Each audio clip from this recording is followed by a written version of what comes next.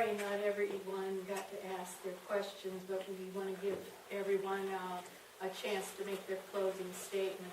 Again, I want to remind you that you have a 3-minute closing statement, and so if you get the stop sign, please adhere to it.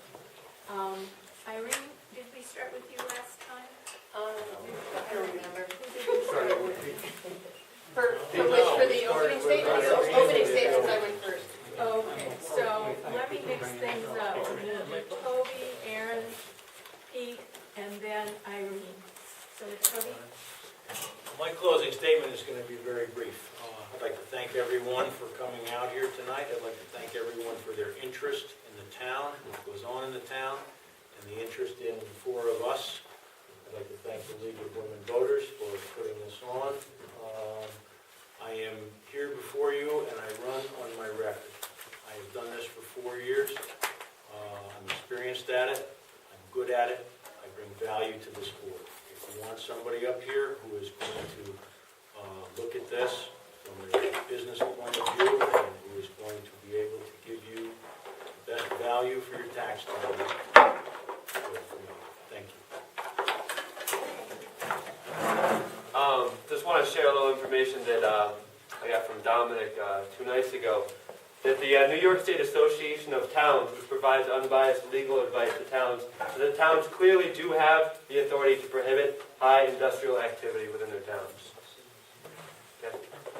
It's a big reason why I'm running is this gas drilling thing. I won't lie, if this wasn't at stake right now, I probably wouldn't be running. But it really means a lot to me.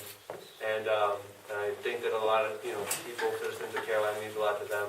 And so I look forward to this election. Sort of funny because I think November's a big month for Caroline.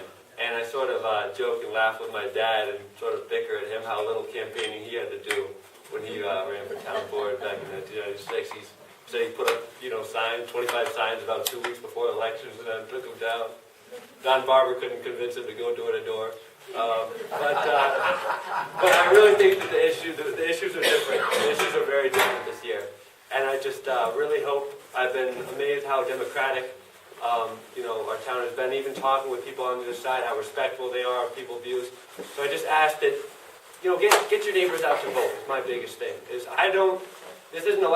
That election isn't about me winning. It's about Caroline deciding its future. Okay, so please, get out, talk to your neighbors. The November 8th is voting date. You guys know my platform, and like I said, just short and sweet. And thanks a lot for coming out. This was fun. So on to somebody else. Well, it is fun. I've been having a lot of fun at this, and I think we got a great bunch of candidates here, even my 2 opponents. Honorable people who are articulate and they can express their views. And you all get to make the choice, and it's a big choice, and a fun choice. And it's going to be fun for all of us. Regardless of the outcome, Caroline's still going to be here in 2 more years, no matter what happens. I just want to close with a quick story, a story within a story. This is a story told by President Johnson many years ago at a press conference in 1965. He was still riding high then. He hadn't suffered the disgrace and the defeats in Vietnam that were to come later. And he was at this press conference, and he says, "Now, boys, I want to tell you a story. During the summer when I was in college, I had a job with the Texas and Pacific Railroad as a switchman. And one day the foreman decided to give me a test. And so he takes me down to the trackside, down there by the switch. And he says, 'Now, Lyndon, I want you to look back to the east, and I want you to imagine you see a headlight coming at you, a train coming.' And he says, 'And look to the west. There's a train coming that way. What are you going to do, Lyndon?' And so the president pauses and says, 'Well,' so I says to that foreman, 'I'm going to run home and get my little brother. He's never seen a train wreck before.'"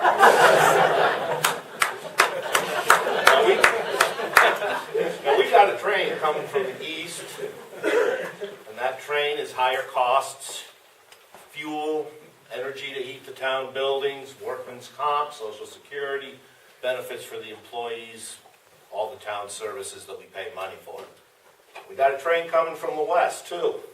Lower revenue, less state money coming in for highway help, less money from the county for the youth programs, tax caps. So who do you want at that switch? Thank you. Peter. Irene. Experience. Looks like I'm going to be the only one reading prepared remarks, so please bear with me. Caroline is at a crossroads right now. It's an uncomfortable time where people are distressed and where our differences sometimes loom large. Yet ironically, while fracking seems to divide us, in many respects it also brings us together.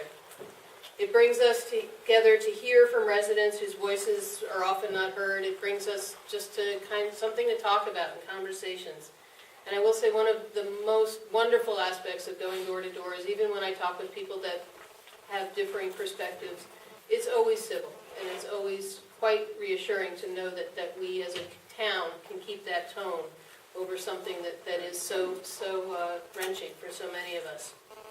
And it brings us together too, and that we're all connected by the water we drink and the air that we breathe. It also brings us all to reflect on what we value about living here and to ponder the question, what do we want for Caroline's future? How we answer that question is crucial. Do we let fracking divide this community, pitting neighbor against neighbor in each man for himself fashion? Or do we use this moment to come together as community, to find creative rather than desperate ways to support each other and revitalize our local economy while protecting the air and water we all depend on and the land we all love? I choose the latter. When I'm elected to the town board, I will seize opportunities to help our community and our residents thrive. Want to know how to overcome the divisiveness that fracking has wrought? We must work together on the things that really matter. Strengthen our local economy. We've got to work with our farmers and our large landowners to find ways that they can afford to keep the land that all of us value.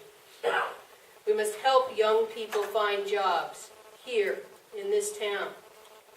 We must take care of each other in hard times, and there are many of us facing hard times. Reach out and lend a hand. Take an active role in the community by volunteering. Our fire departments, our emergency medical services are in desperate need of more volunteers. And celebrate what we have, because this is a very, very wonderful, beautiful town. One thing I've learned going door to door, this area may be rich in natural resources, but we're far richer in our human resources. I'm confident that we have the right people here, people with the ingenuity, resourcefulness, goodwill, and commitment to be able to accomplish most anything we set our minds to. And I say we should set our minds to building a thriving, self-supporting, interdependent community.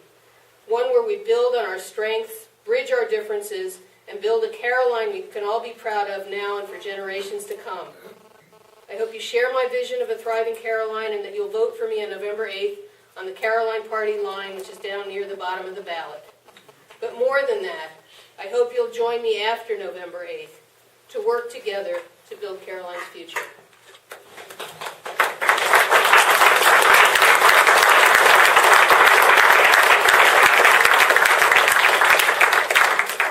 I'd like to thank the candidates for coming out and answering all the questions. Appreciate the audience and asking stimulating questions. The League of Women doesn't endorse or oppose any candidates. What we do is we hold forums such as this so that democracy does take place and gives you an opportunity to be informed and before you vote. When we're done, please invite everyone to stay for refreshments. I was supposed to say that. And I would be remiss not to make a plea to join the League of Women Voters. We are always looking for women and men to join us. Thank you so much. Thank you.